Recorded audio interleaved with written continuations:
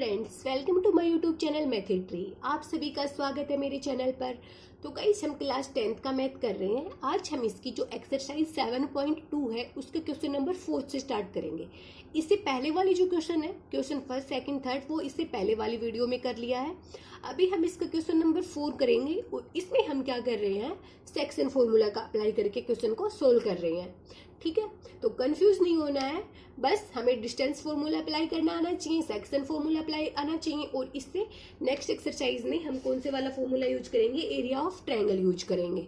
ठीक है, तो अभी हम इससे पहले क्वेश्चन किए हैं, इससे पहले मैंने इंट्रोडक्शन पार्ट भी किया है जहाँ पे हमने देखा कि फॉर्मूला कौन सा लगता है, एग्जाम्पल भी करके देखे हैं कि फॉर्मूला कैसे अप्लाई होता है।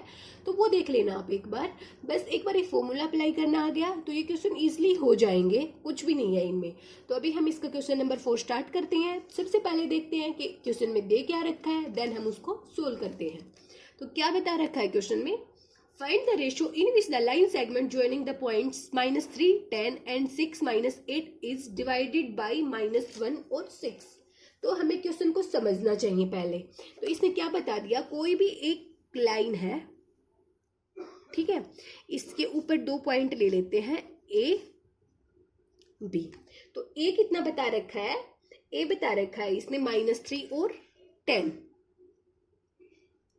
और B कितना बता दिया 6 और -8। अभी इससे पहले हम देख रहे थे, हमें क्या बता रहा था, रेशियो, जिस रेशियो में डिवाइड कर रहा है वो रेशियो बता रहा था, देन हमें ये पॉइंट निकालना था।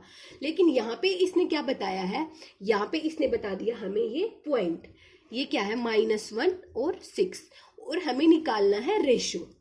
यहाँ पे हमें रेशियो फाइंड आउट करना है, ये पॉइंट गिवन है। इससे पहले क्या था कि रेशियो गिवन था और हमें ये वाला पॉइंट फाइंड आउट करना था। तो देखो, जहां पे भी हमें है ना रेशियो फाइंड आउट करना करें, तो हम सबसे पहले क्या करेंगे, लेट रेशियो को मान लेंगे। कितना मानेंगे, के रेशियो 1। तो ये के मान लेते हैं और ये 1 मान लेते हैं, देन अप्लाई सेक्शन फॉर्मूला। तो के रेशियो 1 को अप्लाई करके हम सेक्शन फॉर्मूला का यूज करते हैं। तो अभी हमें यहाँ पे पी एक्स वाई लेते थे, उसकी जगह हमें यहाँ पे गिवन है ये कितना, p -1 6 गिवन है। ठीक है, तो अभी हम वही फॉर्मूला अप्लाई करते हैं, k की मल्टीप्लाई 6 के साथ प्लस 1 की मल्टीप्लाई -3 के साथ अपॉन k + 1। ठीक है, कंफ्यूज नहीं होना, यहाँ पे के रेशियो 1 है, वहां पे कुछ और रेशियो था, वही है यहाँ पे m1 की मल्टीप्लाई इसके साथ प्लस m2 की मल्टीप्लाई इसके साथ अपॉन इन दोनों को ऐड करके लिखते थे, सेम वही है, k की मल्टीप्लाई 6 के साथ प्लस 1 की मल्टीप्लाई -3 के साथ अपॉन k + 1 करेंगे।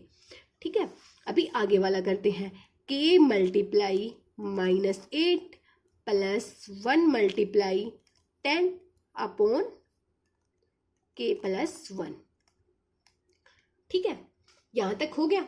बस अभी हमें क्या करना है, इसको सोल्व करना है। तो देखो, ये इसको एज इट इज ऐसे रखते हैं।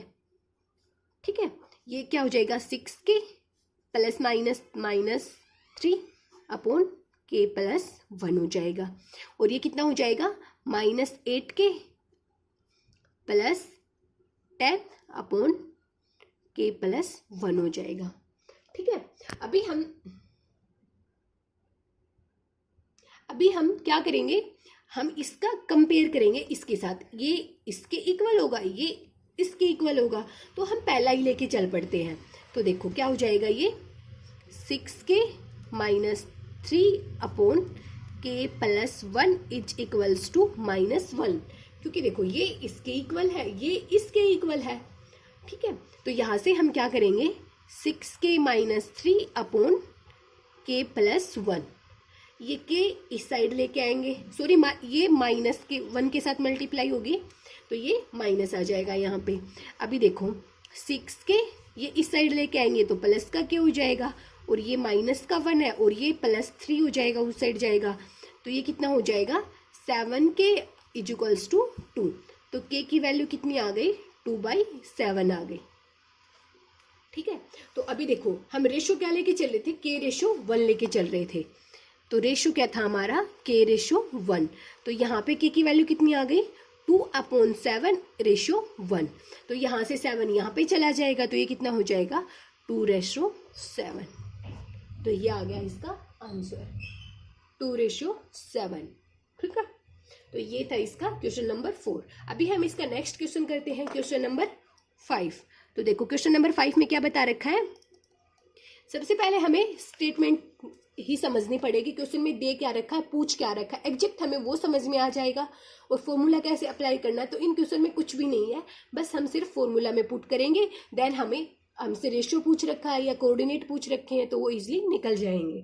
तो अभी देखो क्वेश्चन नंबर 5 में क्या बता रखा है, find the ratio in which the line segment joining A 1-5 and B दे रखा -4-5 is divided by the X axis. Also find the coordinates of the point of division. तो देखो क्या बता रखा है इसने बता रखा है हमें यहाँ पे कि ए कितना दे रखा है, ए दे रखा है 1-5 और बी कितना दे रखा है -4 और 5। ठीक है, अब भी देखो ये एक्स एक्सिस पे बता रखा है divided by the X axis. इसका मतलब क्या है कि ये पॉइंट है एक्स और 0। अगर ये बोल देता ना कि ये वाई एक्सिस पे है, तो ये क्या हो जाता, 0 और वाई हो जाता। मतलब जिस पॉइंट के ऊपर लाई करता है ना, हम सिर्फ वो पॉइंट लेते हैं, उससे जो एक्स एक्सिस पे बता रखा तो एक्स वाई वाला 0 हो जाएगा। अगर वाई एक्सिस पे बता रखा होता तो एक्स एक्सिस वाला 0 हो जाता और ये वाई हो जाता। ठीक है, बस सिर्फ यही समझना है। इसके बाद क्या पूछ रखा है इसने हमसे पूछ रखा है रेशियो। हमें फिर से रेशियो फाइंड आउट करना है। तो सबसे पहले मैंने बताया था, अगर रेशियो पूछ रखा हो तो हमारा फर्स्ट स्टेप क्या होता है, हम रेशियो को मान लेते हैं, अज्यूम कर लेते हैं। क्या मानेंगे, लाइक K:1। ठीक है, तो हमने क्या ले लिया, ये K हो गया और ये 1 हो गया। तो सेम वही अगर रेशियो नहीं दे रखा ना, तो हमारा फर्स्ट स्टेप यही होता है कि हम इसको अज्यूम कर लेते हैं, देन हम सेक्शन फॉर्मूला अप्लाई करते हैं। तो ये देखो क्या हो जाएगा, x 0। ठीक है, क्योंकि यहाँ पे ये दे रखे हैं, और ये k की मल्टीप्लाई -4 के साथ प्लस 1 की मल्टीप्लाई 1 के साथ अपॉन k+1 हो जाएगा। ठीक है, ऐसे ही क्या हो जाएगा, इसे आगे करते हैं, k की मल्टीप्लाई 5 के साथ प्लस 1 की मल्टीप्लाई -5 के साथ अपॉन ये क्या हो जाएगा, k+1 हो जाएगा। ठीक है, तो अभी हम इसको सोल्व करते हैं। ये -4 के हो गया प्लस 1 अपॉन k+1 हो गया, ये 5 के हो गया और ये -5 हो गया अपॉन k+1 हो गया। तो अभी देखो यहाँ से सबसे पहले हमें रेशियो निकालना है। तो अगर हम इसको लेके चलेंगे तो इसके इक्वल्स टू तो x है, तो ये तो नहीं निकलेगा क्योंकि x है, तो ये 0 है। तो हम इसको लेके चलते हैं, हमें की वैल्यू निकालनी है, वो हम जहाँ से ईजिली निकलेगी हम वही लेके चलेंगे ना। तो अभी ये इन दोनों को कंपेयर करते हैं। तो ये क्या हो जाएगा, 5k -5 upon k+1 is equals to 0। तो यहाँ से क्या आ जाएगा, 5k -5 इज इक्वल्स टू 0 हो जाएगा। इसके साथ मल्टीप्लाई हो जाएगी, तो यहाँ से k की वैल्यू कितनी आ जाएगी, 1 आ जाएगी। ठीक है, तो जो रेशियो है, जो हमने माना था k की वैल्यू है 1, तो रेशियो क्या आ गया,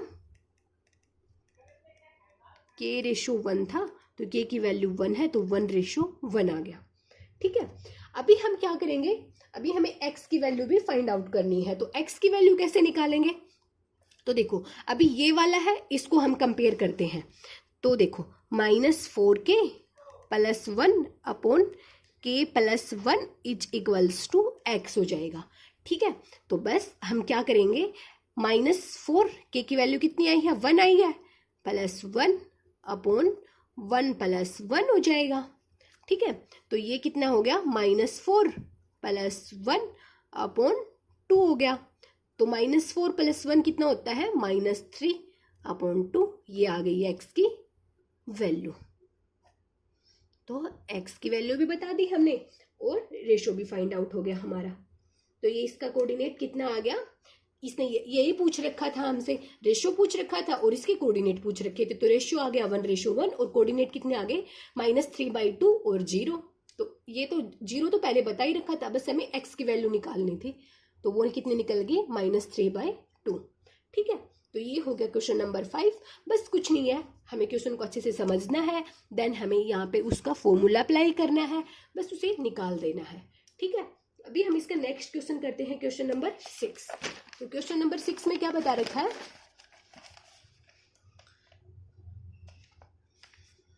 देखो क्वेश्चन नंबर 6 में बता रखा है इफ 1 2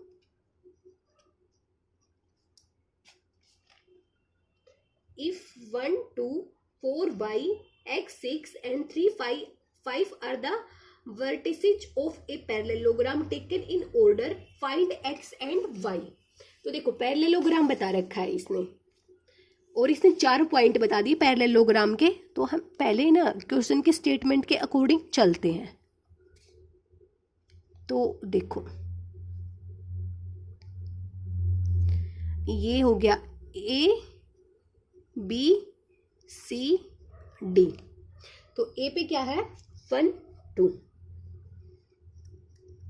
ये 1 2 है, फिर क्या है 4y है, फिर क्या है x और 6 है, और D पे क्या है 3 5।